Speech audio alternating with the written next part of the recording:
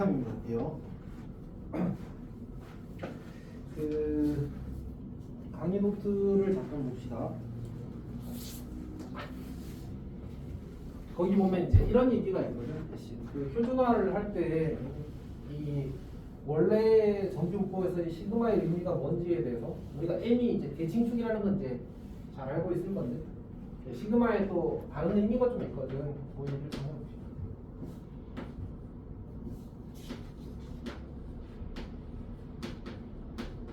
여기 보면 쌤이 이제 단위라고 써놨어.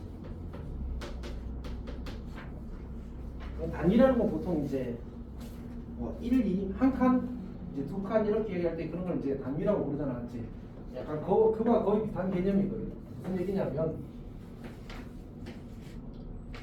내가 n-시그마 다시 확률 변수 x가 평균의 n이고 표준 편차가 시그마인 정규문법을 따를 때 그때 이제 p n-시그마 그리고 x m 더하기 시그마 이렇게 주어지게 되면 얘를 표준화하게 되면 p -1z1 이렇게 나와.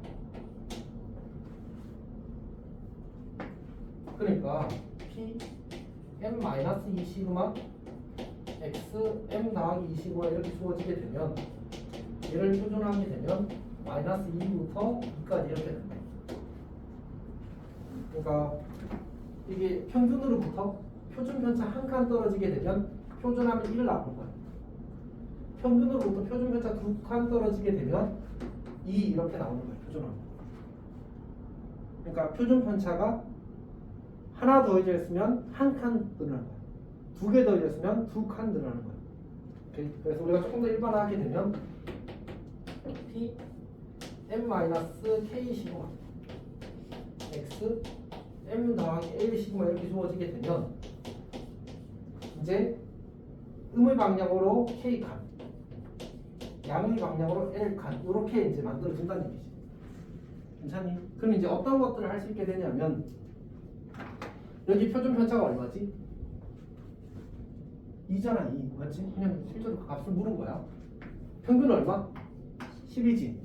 그러면 여기는 8이라는 숫자는 평균부터 몇 칸 떨어진 거야? 왼쪽으로 한 칸 맞지? 그럼 표준하면 -1이 나와. 여기는 14잖아, 맞지? 그럼 표준 편차 몇 칸?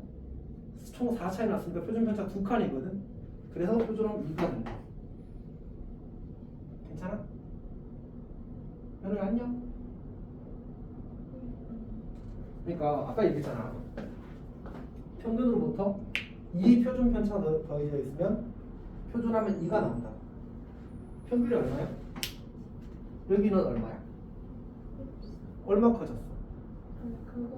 그거는 8? 얘는 평균으로부터 표준 편차가 얼마 줄어들었어? 10에서 2 줄었지. 그럼 그게 표준 편차 한 칸이니까 -한 칸 이렇게. 이해했어? 간이도 괜찮아? 안녕. 똑같아. 쌤이 왼쪽은 이야기 안 했는데 똑같아. 그러니까 평균으로부터 음의 방향 표준 편차 한 칸이잖아. 그럼 -1이 나오는 거야. 평균으로부터 음의 방향 표준 편차 두 칸이잖아. 그럼 표준은 -2가 나오는 거야. 그러니까 평균이 10이지. 여기 8이지. 그러면 10보다 얼마 작아? 2 작잖아. 그럼 그게 표준 편차 한 칸이라. 작다일 때는 마이너스. 얘는 10으로부터 얼마 커? 4 크지. 그럼 표준 편차의 2배 차이 나는 거잖아. 그러면 2가 된다. 얘는 평균으로부터 얼마 차이 나지? 4 차이 나잖아. 작다잖아. 그렇지? 그럼 -2가 된다. 얘는 평균으로부터 얼마 커? 지금 1 크지. 그러면 그 표준 편차 절반이니까 0.5가 된다. 이해했어? 그럼 이제 하나 더. P 예를 들어서 12, 15 이렇게 나왔어. 얘는 어떻게 하면 돼? 평균으로 표준 편차 한 칸 크잖아, 맞지? 그래서 1, Z 얘는 2칸 반 크잖아. 그럼 2.5 이렇게. 괜찮아? 이렇게. 그래서 보통은 한 쌤의 경험상 90%의 문제는 이렇게 풀어. 한 10% 정도만 숫자가 이상하게 나와. 그래서 암산하는 것보다 표준어 공식에 대입하는 게 더 빨리 풀려. 오케이. 근데 이제 거의 90%가 이렇게 풀려. 대부분 앙상컷하는 거예요. 어쨌든 표준 편차의 의미가 뭐더라? 단위더라 단위. 이걸 기억하면 좋겠습니다.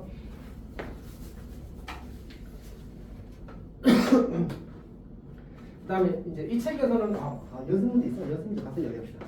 우리 필수지 18번부터 봅시다.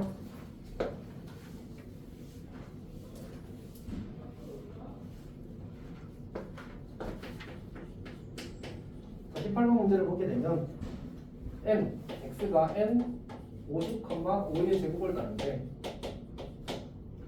그때 x가 k보다 크거나 같다가 0.00배가 그러니까 결국은 이제 곡선을 그려보게 되면 뭐보다 크거나 같다가 0.0013이 나온다는 얘기는 여기가 k가 되고 요게 0.0013이라는 얘기거든. 그러면 이제 나머지 여기가 얼마가 되지? 0.4987이라는 얘기. 괜찮니? 그러면 이제 얘는 어떻게 되는 거지? p 0.4987이 어디 있어? 3.0이죠, 맞지? 그러면 얘는 z가 3.0이랑 확률이 똑같다라는 얘기. 괜찮아? 그러면 k를 표준화하면 뭐가 된다는 얘기야? 3이 된다는 얘기야. 그러면 평균들부터 표준 편차가 몇 칸 떨어져 있다는 얘기야? 3칸 떨어져 있다는 얘기잖아, 맞지? k는 50에다가 표준 편차 3칸 이렇게. 괜찮니? 이렇게 계산하겠다는 얘기. 실제로 숫자가 이쁘게 줄 수밖에 없어. 어떤 얘기인지 알겠지? 그래서 진짜 거의 대부분의 문제가 대부분까지는 오가고 거의 이제 거의 90% 정도, 90% 이상의 문제들이 이렇게 계산할 수 있도록 주어질 겁니다. 괜찮니? 자, 넘어갑시다. 19번 봅시다. 19번. 자, 천명. 어쨌든 우리는 지금 이 표준을 통해서 확률 계산을 하는 거니까 그 확률을 가지고 이제 실제 사람 숫자를 이제 예상해 보겠다 뭐 이런 얘기인 것 같습니다. 키를 조사했더니 평균이 164고 그 다음에 표준 편차가 5인 정규부를 다른데 자, 첫 번째 P가 170 이상이 나와. P, X가 170 이상일 확률을 구하시게 나온다. 이번에 숫자가 조금 별로다 맞지? 164에서 170은 6 커졌잖아 맞지? 그러면 표준 편차 한 칸하고 점 2거든. 만약 이렇게 불편하잖아. 그럼 어떻게 하라고? 귀찮아하지만 그때는 표준 방식 써. 5분의 x 빼기 164 이렇게 하는 거야. 여기다 170을 집어넣으면 얼마가 돼? 1.2가 되는 거잖아 맞지? 그래서 그냥 p z가 1.21 확률을 구하시고 그냥 이렇게 생각하면 돼. 오케이? 그러니까 저 그 표준 편차를 단위로 암산하는 게 안 된다고 너무 아쉬워할 필요가 없어. 대부분 되고 안 되는 문제들이 있긴 있단 말이야. 숫자를 불편하게 내기도 하고 진짜 이상한 숫자 주기도 해. 막 0.67 이런 거 주더라고. 그럼 그런 거는 이제 암산으로 하려면 헷갈린단 말이야 오히려. 그럴 때 그냥 계산하고. 오케이? 자 그러면 이제 거기 표에 1.2 나와 있어 안 나와 있어? 나와 있잖아 맞지? 얘는 0.5 빼기 0.385야. 왜냐하면 여기가 0일 거고 1.2가 여기쯤 있을 거고 여기가 0.385니까 여기의 확률은 0.5에서 0.385를 빼면 되겠지. 그래서 0.115가 1로 이렇게 만들어질 겁니다. 그래서 결국 이제 퍼센트로 이야기하면 11.5% 이렇게 쓰면 되겠지. 자, 두 번째 160 이상 170 이하의 학생. 두 번째는 이제 P X가 160 이상 170이야. 이번 여기다 160을 대입하게 되면 5분의 0.8이니까 5분의 마이너스 4니까 마이너스 0.8이 될 겁니다. P 마이너스 0.8 Z 1.2 이렇게 만들어지겠지. 그러면 0.288이랑 0.288이랑 0.385를 더하는 얘기. 그러면 0.673 이렇게 되나? 자, 이게 확률이라는 얘기거든. 근데 총 몇 명이래? 1000명이래. 1000명은 0.673이라는 말은 그냥 두개 곱하면 돼. 그래서 673명이 이제 저 범위 안에 있을 거다 확률적으로 라는 얘기지. 물론 실제로 똑같지는 않을 수도 있겠지만 확률적으로 그렇다는 얘기야. 우리가 지금 하고 있는 건 확률 분포라서 괜찮아? 자리도 잘 이해하고 있어. 자, 넘어갑시다.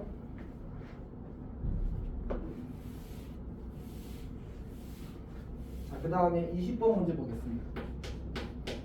20번 문제를 보게 되면 320명을 뽑는 어느 회사의 입사 시험에 2,000명이 응시했대. 그러면 합격하려면 2,000명 분의 320명이 돼야 되는 거지. 그러면 1000분의 160이니까 확률로 보면 0.16 안에 들면 된다. 비율로 보면 괜찮지? 0.16 안에 들면 이제 합격하는 겁니다. 그때 점수는 평균이 n 450,75의 제곱 이렇게 되는데, 자 그때 이제 합격자의 최점수를 구하라고 했는데 그럼 우리는 x가 합격자의 최저점수를 a라고 하면 이게 a 이상일 때 합격한다고 하자. 그리고 그 합격하는 비율이 0.16이래. 즉 이 친구가 0.16이 되도록 하는 a 값을 찾으세요가 문제 요구사항이야. 이렇게 식으로 표현할 수 있어야 돼. 다시 문제를 다시 한번 읽어보면 합격자의 최저 점수를 구하셔. 근데 합격하려면 0.16 비율 안에 들어가야 돼. 그 말은 이제 최저 점수를 a라고 하게 되면 학생의 점수가 a 이상일 확률이 0.16이 되어야지만 0.16 이상이 되어야지만 이상이라면 적절하지 않군요. 0.16 이하가 되어야지만 합격하게 되는 거지. 그래서 최저 점수의 비율은 이제 0.16이 돼야 되는 겁니다. 그러면 이제 우리 얘를 표준화하면 z가 이제 얼마 이렇게 만들어질 거 아니야, 맞지? 0.16이 나오는 확률이 문제 나와 있잖아. 얼마라고? 1이라고. 맞지? 그럼 여기가 1 이렇게 되는 거지. 왜냐면 얘는 0.5 빼기 0.34가 될 거고,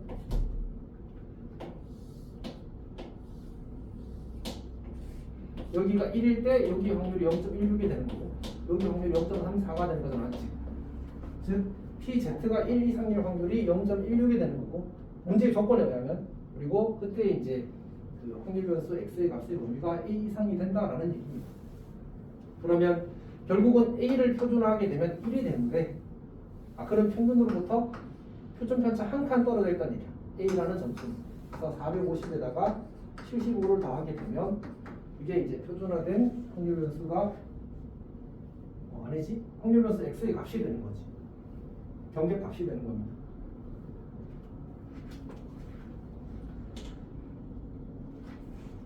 이해할 수 있겠어? 다시 합격자의 최저점수를 우리가 a라고 잡게 되면 x가 a 이상일 확률이 이제 0.16이 되어야지만 이제 a가 합격자의 최저점수가 되는 거거든. 0.16이 되었다는 말은 표준화된 확률 변수 z에 대한 경계값이 1이 돼야 된다는 얘기야. 문제에서 0부터 1까지 확률이 0.34라고 줬으니까. 그러면 얘가 1이 나오려면 a가 평균으로부터 표준 편차 한 칸 떨어져 있어야 된다, 이런 얘기야. 괜찮? 오케이. 자, 이제 힌트로 갑시다. 자, 그 다음에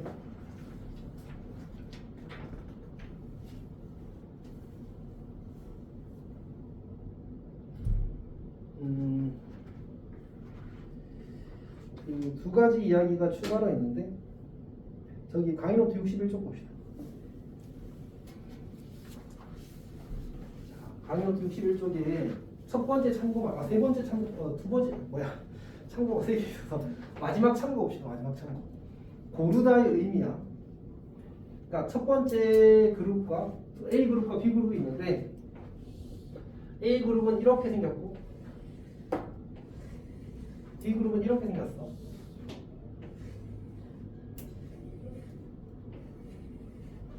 이게 A 그룹이고 이게 B 그룹이야. 뭐가 더 고른 거지? B가 더 고른 거지. 그러니까 우리가 고르다라는 말을 어떻게 해석해야 돼? 고르다는 말이 무슨 말이야?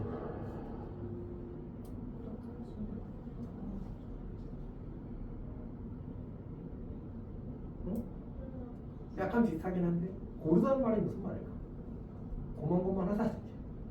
그러니까 우리가 예를 들어서 우리가 뭐 그럴 일은 없지만 감자를 사러 갔다고 치자. 감자의 크기가 차례도 쪼름이 있는 게 고른 게 아니고 감자의 크기가 다 고만고만한 게 고른 거야. 어떤 이야기인지 알겠지? 오케이? 그게 고르다입니다. 그게 고르다. 그래서 고르다라는 말은 표준 편차가 더 작다. 모여 그 크기가 다 비슷비슷하다. 이런 얘기가 고르다는 말의 의미입니다. 그러니까 표준 편차가 작아야지만 즉 평균에 다 가까워야지만 고르다가 성립하는 겁니다. 괜찮지? 자, 352번 봅시다.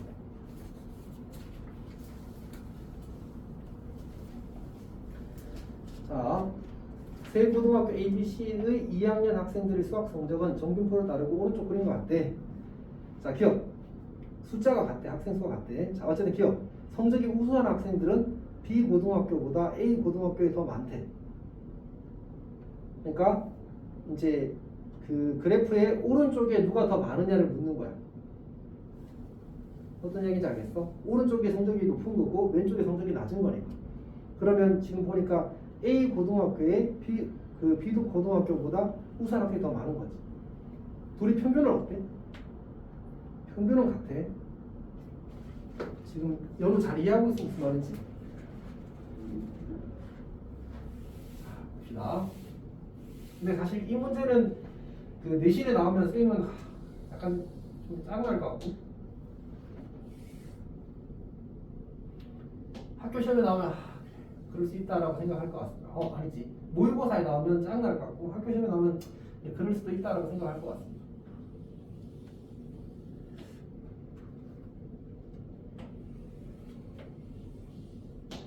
자, 얘가 A고요. 얘가 B고요. 그 다음에 얘가 C입니다. 자, 일단 이제 학생 수가 같은 상태에서 지금 이제 최대값이 같으면은 사실 이제 그 뭐지? 넓이가 같아지거든. 그래서 이제 A랑 C는 사실 평균이 다른 거고요. A랑 B는 평균은 같은데 표준 편차가 나는 그런 구조입니다. 여기까지 괜찮지? 응? 왜? B랑 C랑 평균이 같다고요? A랑 아니 A랑 C랑 평균이 같다.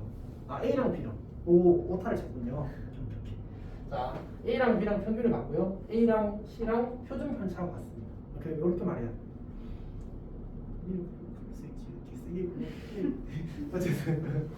자 하여튼 넣으세요.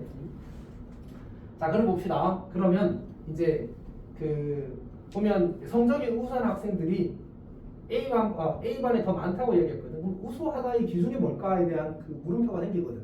그러니까 사실은 평균을 넘으면 우수하다라고 치게 되면 여기도 0.5고 여기도 0.5라서 사실은 표현이 모호해. 적절하지 않습니다. 사실은.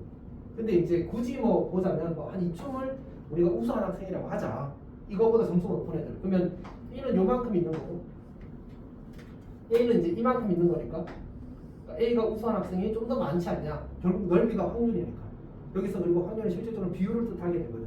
그래서 A의 성적이 우수한 학생이 더 많다라고 봐도 그냥 봐줄 수는 있다. 내신이라면 저렇게 해서 맞아야 된다. 어쩔 수가 없다. 오케이? 내신은 뭐랄까 적당히 사실은 이제 논리가 성립하면 좀 넘어가는 경향이 있거든. 어쩔 수 없습니다. 이거는. 근데 모의고사에서 이렇게 냈다. 선생님이 왔을 때는 혼나야 됩니다. 진짜로. 특히 수능에서는 저렇게 절대 안 나옵니다. 그러니까 오해 여지가 있는 표현을 안 썼습니다. 그래서 보통은 이제 수능이라면 훨씬 더 깔끔하게 나올 거고 내신에서는 뭐 사람에 따라 그렇게 생각할 수도 있지 정도인 것 같습니다. 자, 니은 봅시다. 니은 평균적으로 라는 말은 그냥 틀렸지. B랑 A랑 평균은 어떠니까? 그냥 같으니까 같지. 니은 그냥 확실히 틀렸습니다. 기억은 약간 세모에 가까운 거고요. 니은은 이제 틀렸습니다. 자, D가 봅시다. 지금 C보다 B가 더 고르다.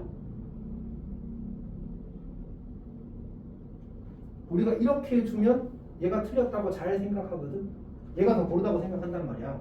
근데 이제 그 뭐지 정규목으로 곡선을 줬을 때는 C가 더 고르다고 생각하는 사람들도 가끔 있더라고. 넙대대게 퍼져 있으면 넙대대게 퍼져 있다는 게 사실 이렇게 되어 있다는 얘기야. 어떤 말인지 알겠지? 그러니까 모여 있어요. 센터에 전부 다 모든 값이 다 모여 있어야지만 고른 겁니다. 오케이? 그럼 누가 평균에 더 모여 있어? B가 더 모여 있잖아, 않지? 그래서 지금 쓰면 맞다 입니다.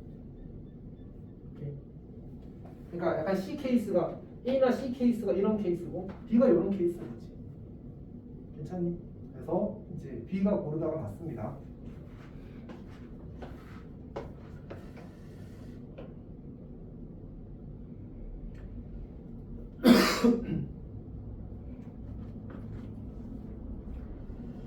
자, 그 다음에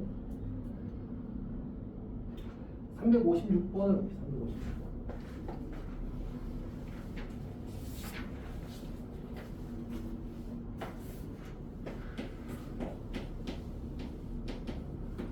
자, 356번은 이제 봅시다. 거기 그 61페이지 참고 두 번째 게 그 표준어의 의미라는 친구가 여기 356번이랑 관련이 된 건데,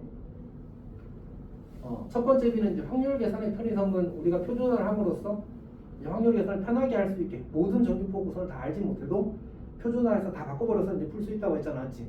근데 두 번째는 뭐냐면 내가 다른 집단의 같은 성격의 확률 변수를 비교할 수 있다 이렇게 됐는데, 예를 들어 봅시다. 여기 예를 보면 국어가 90점이야. 국어 90점. 그리고 확률 변수 x가 평균이 85점이고 표준 편차가 이제 5래. 수학은 80점이래. 그리고 수학 점수를 y라고 하게 되면 평균이 60이고 표준 편차가 10인 정규표를 따른다. 자, 그럼 봅시다. 연우야, 이 친구는 국어를 잘하니 수학을 잘하니? 그러니까 이제 그냥 숫자로만 보면 당연히 국어가 점수가 높잖아, 맞지? 근데 그렇다고 해서 이 친구가 이제 국어가 수학보다 더 잘한다고 판단할 수 없는 건, 국어는 평균이 85점이나 되고 수학은 평균이 60점이나 되니까 사실은 꼭 국어를 잘한다고 보기에는 좀 애매한 거야. 사실 상대적인 위치로 봤을 때. 예를 들어서 얘는 전교 한 30등이고 얘는 전교 10등이면 얘가 더 잘하는 거잖아, 사실은. 어떤 이야기인지 알겠지? 근데 그걸 판단하는 기준이 바로 표준화를 한다는 얘기야. 표준화된 확률 변수 Z라는 표현을 쓰는데, 얘는 표준화하게 되면 평균으로부터 몇 칸 떨어져 있어? 한 칸 떨어져 있지. 표준화된 확률 변수 Z 값이 1이 되는 거야. 오케이? 근데 얘는 표준화하면 얼마가 나와? 60에서 80이니까 20 차이 나잖아, 맞지? 그래서 얘는 2가 나와. 그러면 이게 더 크니까 얘가 더 잘한다. 그러니까 수학을 국어보다 더 잘한다는 거지. 그러니까 저렇게 기준이 다를 때 기준을 하나로 바꿔서 이제 상대적으로 비교할 수 있게 만들어주는 게 바로 표준화의 아이디어야. 괜찮니? 자, 그러니까 356번도 그 문제잖아. 국어, 영어, 수학에 대해서 평균 표준 편차를 주고 점수를 준 거야. 그래서 표준화된 확률 변수 Z의 값을 구해서 누가 이제 제일 큰지를 확인하는 거지. 그러니까 Z가 클수록 실제로는 상대적으로 더 잘하는 거야. 있잖아. 이제 그 얘기가 이제 표준화의 두 번째 의미입니다. 강의 잘 이해하고 있어? 그 다음에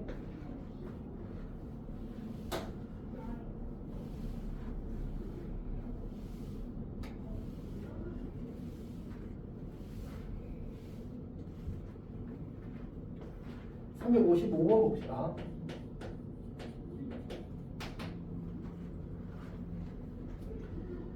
자, 확률 변수 x가 평균이 n이고 표준 편차가 4인 정규표를 따는데, 확률 밀도 함수 fx에 대해서 이제 뭘 성립한다고 했냐면 f8보다 f14가 크고요, f2보다 f16이 크답니다. 자, 그때 이제 n이 자연수일 때 x가 6보다 작거나 같은 확률을 구하시면 돼요.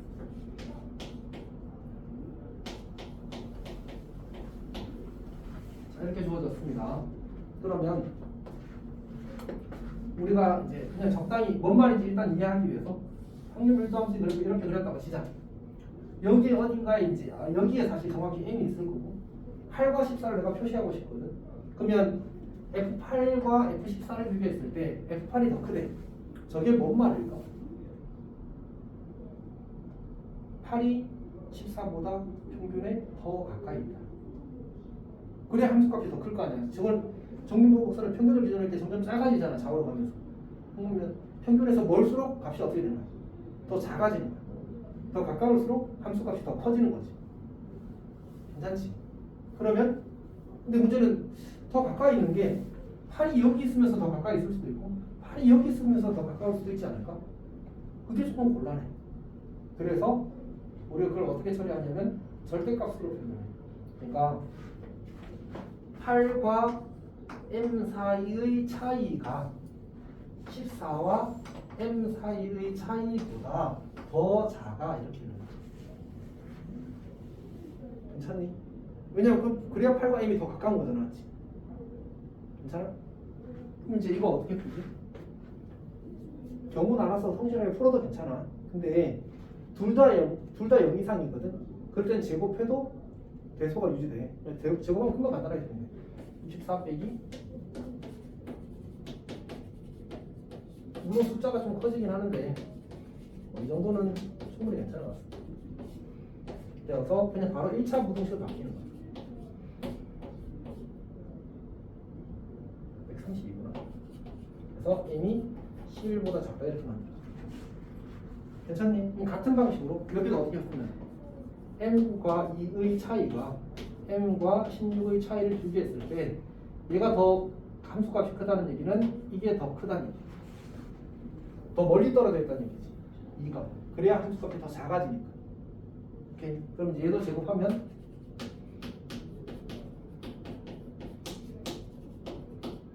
제곱은 이미 한 번 했으니까 제곱하지 말고 풀어봅시다. 이걸 그대로 풀면 어떻게 돼? 그대로 풀면 무조건 이제 그 MM 없어져서 이제 부등식이 성립하지 않게 될 거거든. 그래서 이제 얘는 어떻게 할 거냐면 그 뭐지?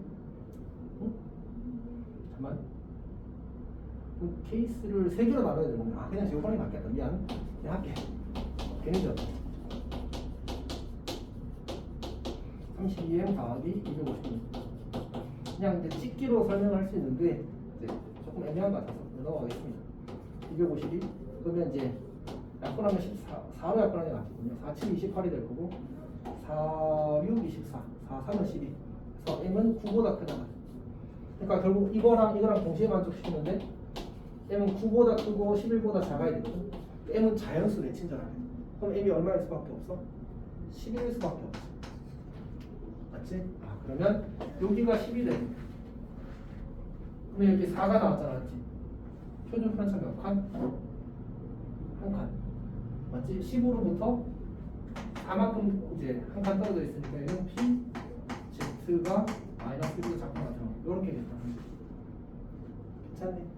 그런 겁니다.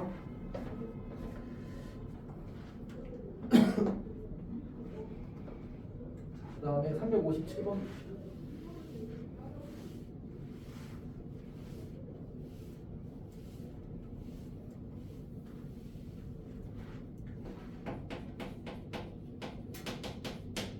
문제를 보게 되면 x가 n m1, 시그마 1 제곱을 따르고 그 다음에 y라는 확률 변수가 있어서 얘는 n m2, 시그마 2의 제곱을 따는 겁니다.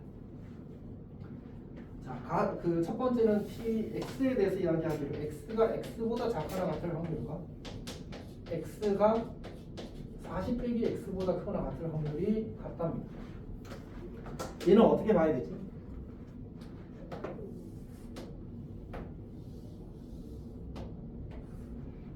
m이 이렇게 있게 되면 어떤 값보다 작거나 같을 확률과 어떤 값보다 크거나 같을 확률이 같대. 사실 아까 한번 했었던 거지 이거는. 이 친구와 이 친구의 평균이 m인 거야. 그러니까 2분의 x 더하기 40 마이너스 x가 m인 거야. 이게 지워지니까 m은 20이 되는 거야. 그래서 m1이 20이 되는 거야. 괜찮니? 사실 이것도 나중에 공식화할 건데 지금은 그냥 그림 그리면서 이제 해보는 게 더 좋은 것 같습니다. p, y, x보다 작거나 같다. 이걸 볼까?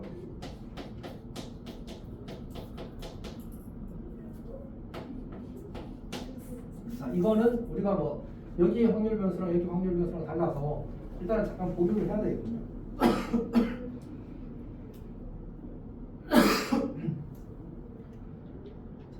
요거는 그 이야기를 해야 되구나. 갑시다. 여기서 x가 특정한 상수가 아니라 임의의 x에 대해서 이게 항상 성립하는 거거든. 그러니까 괜찮아? 그러면 사실 이제 이 친구 표준 편차와 이 친구 표준 편차가 같아야지만 확률이 항상 같을 수 있어. 다시 조금 이야기를 해보게 되면 곡선이 이렇게 하나 그려져 있고 그 다음에 곡선이 이렇게 하나 어떻게 하지?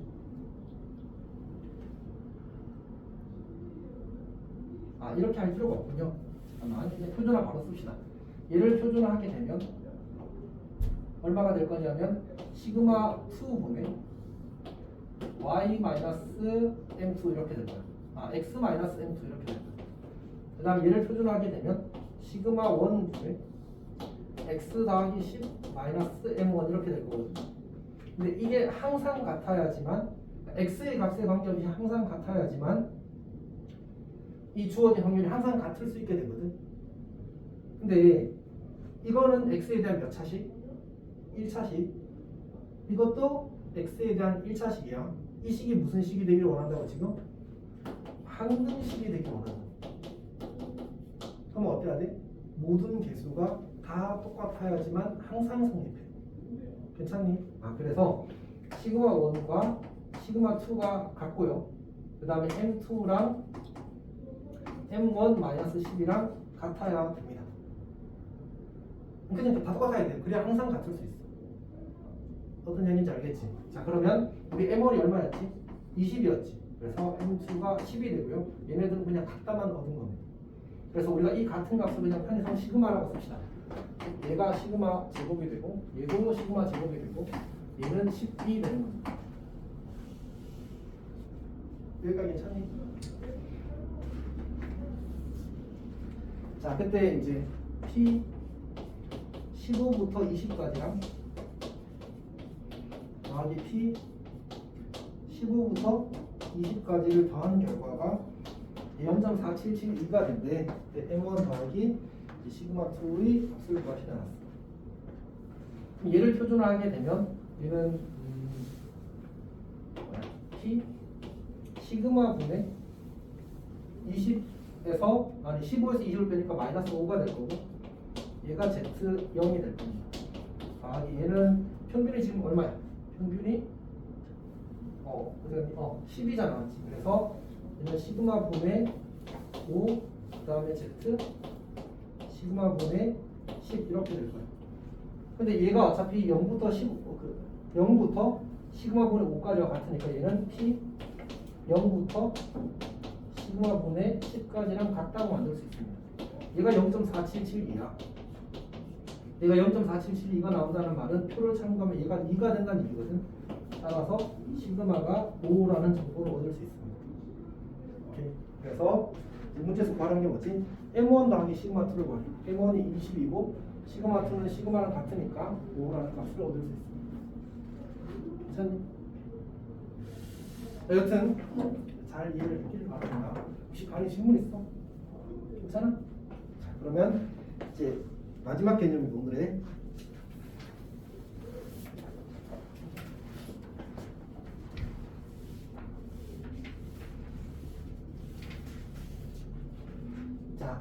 그 다음 주제가 뭐냐면 이항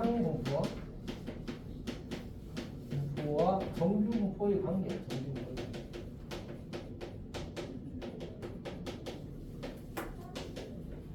관계. 이런 거지. 예를 들어서 내가 그 주사위를 180번 던져. 180번 던졌을 때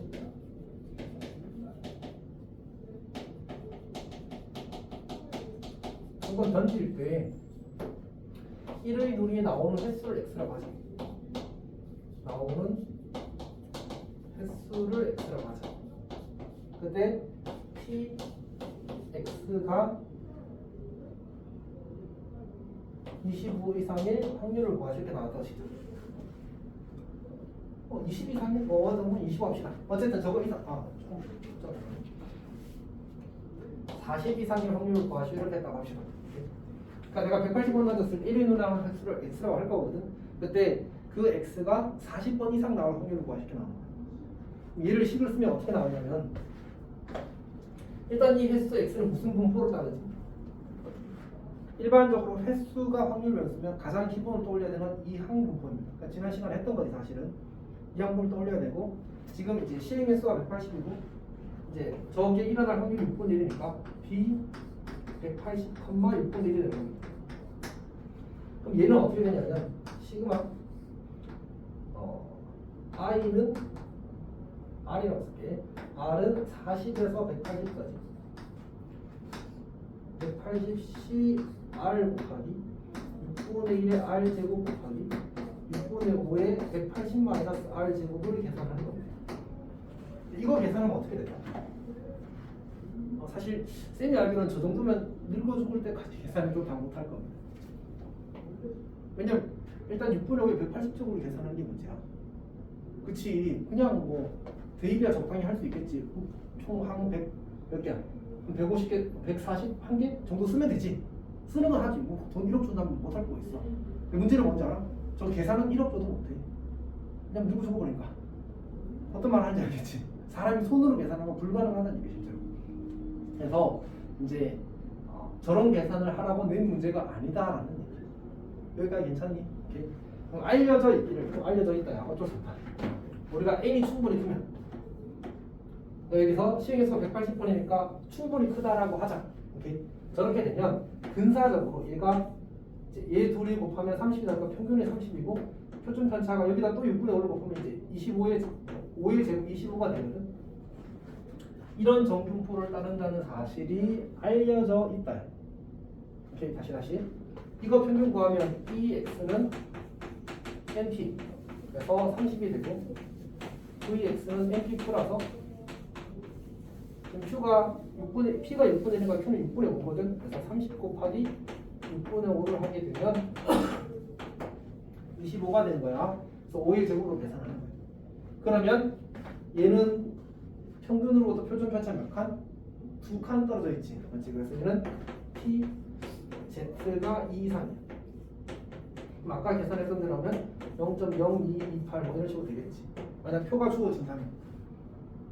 근데 내가 이거 거듭적으로 계산하면 말이 안 된다 하지. 당연히 현실적으로 불가능한 계산이에요.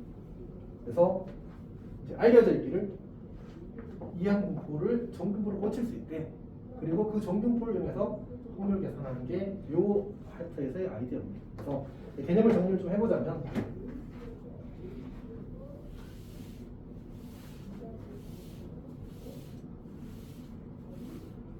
확률 변수 x가 b 이거일 때 확률 변수가 시행 횟수가 n이고 일어날 확률이 p인 이항분포를 따를 때 n이 충분히 크면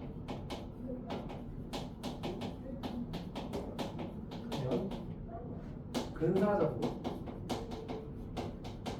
확률 변수 x는 n, np, npq 인 정분포를 따른다. 이건 이다. 뭐 이렇게 이야기할 수 있게 되는 거지. 여기서 이제 n이 충분히 크다는 것도 사실 수학적으로 이제 나이스하지 않은 표현이잖아, 그렇지?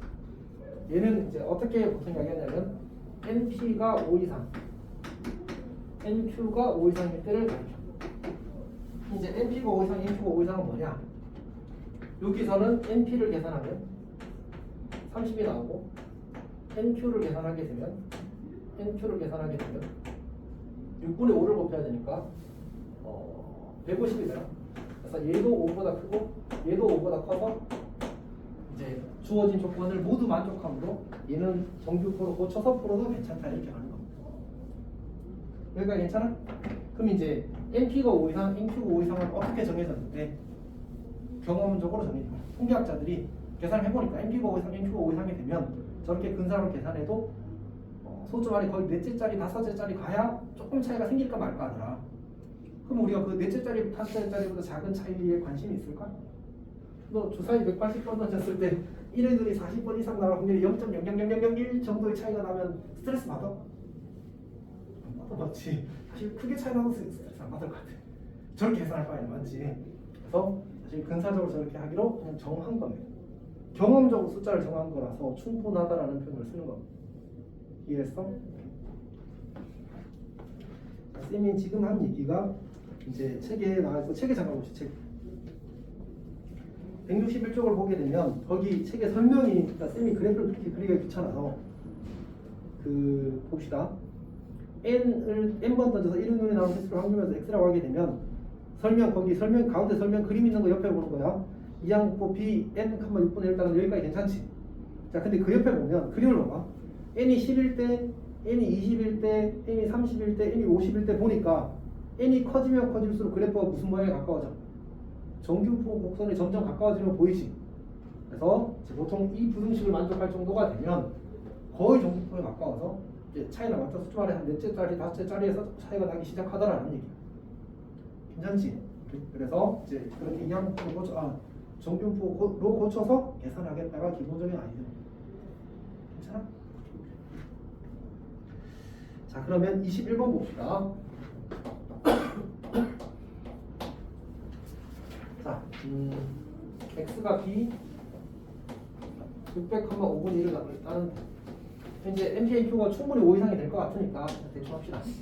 600에다 5분의 1을 곱하면 240이 될 거고 여기다가 5분의 3을 곱해야 되거든. 그러면 얼마야? 5를 곱하게 되면 48? 48 곱하기 3 하면 144가 될 거거든. 그래서 12의 제곱이 될 겁니다.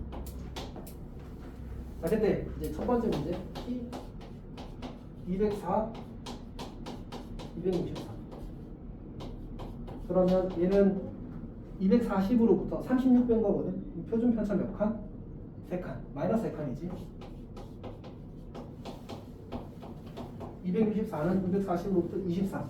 표준 편차 2칸. 맞지? 그래서 이거 계산하면 그냥 답 나옵니다. 이거는 마찬가지겠지. 252. x가 이거는 p z가 1이야. 이렇게 하면 되겠다. 계산은 진짜 산수라서 넘어가도록 하겠습니다.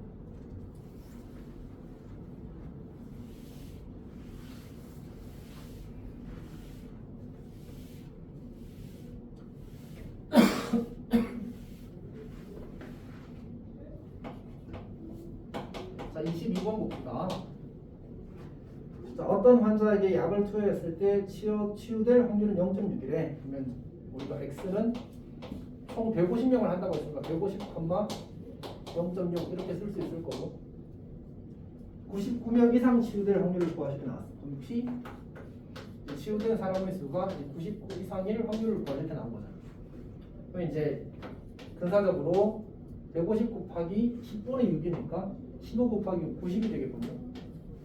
여기다가 0.4 10분의 4를 곱하래. 그럼 4, 9, 36이니까 6의 제곱이 되겠다. 맞지? 그러면 P Z가 90부터 90까지는 표준 편차 한 칸 반이지. 1.5 이상일 확률을 구하시 이렇게 나오는 거지. 그러면 이제 뭐 0.5에서 0.433이겠지? 이렇게 해서 계산을 하면 답이 나오겠습니다.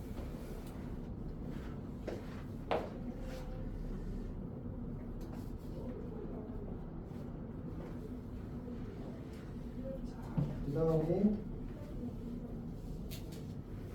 365번 봅시다. 365번을 보게 되면 그러니까 이게 쌤이 아까 여기서 이런 예를 든 이유가 여기서 시그마를 썼잖아. 맞지? 문제에서 거꾸로 이걸 구하라고 시켜. 그러면 나는 이걸 이렇게 고쳐서 이렇게 고쳐서 계산하는 뜻이야. 괜찮니? 봅시다. 이거는 이제 계산은 안 할게. 원지에서 주어진 식을 표현하게 되면 22부터 100까지잖아. 맞지? 그러면 저 친구는 그 시그마 R은 22에서 100까지 5분의 1의 R 제곱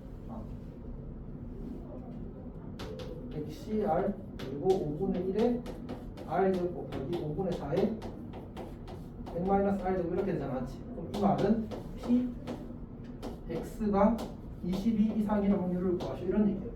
그리고 얘는 누구에 대한 확률도 안 쓰지? 확률 변수 x가 이제 b 이게 여기 r 제곱이면 여기가 무조건 그거야 p야. 그리고 n을 안 썼군요. n은 100인 거지. 100,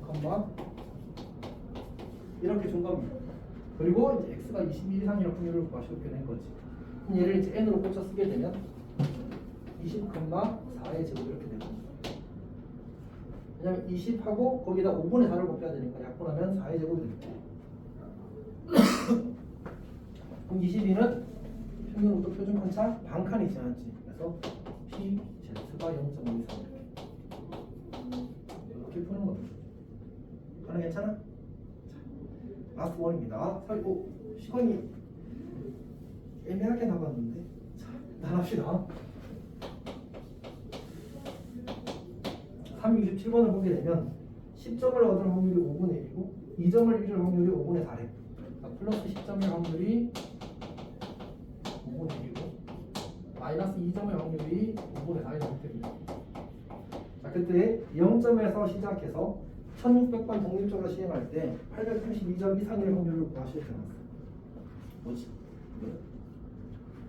그때 쌤이 지난 시간에 이양분포 설명할 때 특별히 주의를 해야 되는 문제가 확률 변수를 새롭게 잡아야 되는 새로운 확률 변수를 잡는 문제가 사실은 특별히 어렵다고 했거든요. 그리고 그걸 시험장에서 스스로 잘 해내야 돼. 어쩔 수가 없다. 그러니까 여기서 점수가 x야. 그럼 나는 이제 플러스 10점일 확률을 10점인 횟수를 y라고 했다. 그럼 y는 1600번 하고 그 다음에 이제 확률이 여기 어차피 10점 얻을 확률이 5분의 1로 나있으니까 5분의 1 이렇게 되는 거야. 그럼 x는 어때? x는 이제 그 점수니까 우리가 이제 그 y번 10점을 얻었으면 플러스 10점을 얻었으므로 10 곱하기 y라는 점수를 얻었을 거야. 그리고 마이너스 이제 y번 10점을 얻었다면 전체 1600번 중에서 1600 마이너스 y번은 마이너스 2점을 했다는 얘기지. 그래서 1600 마이너스 y 곱하기 이렇게 씁시다. 마이너스 2점 이렇게 얻었다고 하는 거야. 이게 실제로 얻게 된 점수인 거지. 즉 y번은 10점을 얻고 1600 마이너스 y번은 마이너스 2점을 얻은 거예요. 사실은 정리하게 되면 12y 더하기 마이너스 3200 이게 점수가 되는 거지. 문제에서 요구하는 832점 이상이니까 p x가 832 이상일 확률을 구하실 되는 거예요. 근데 어차피 이 친구랑 이 친구는 어때? 등호 같이 같다잖아. 그러면 얘는 p 12y 마이너스 3200 이렇게 쓸 수 있게 되는 거지. 넘기면 4030. 왜 이래? 근데 가끔 이제 숫자가 큰 숫자가 나오긴 합니다.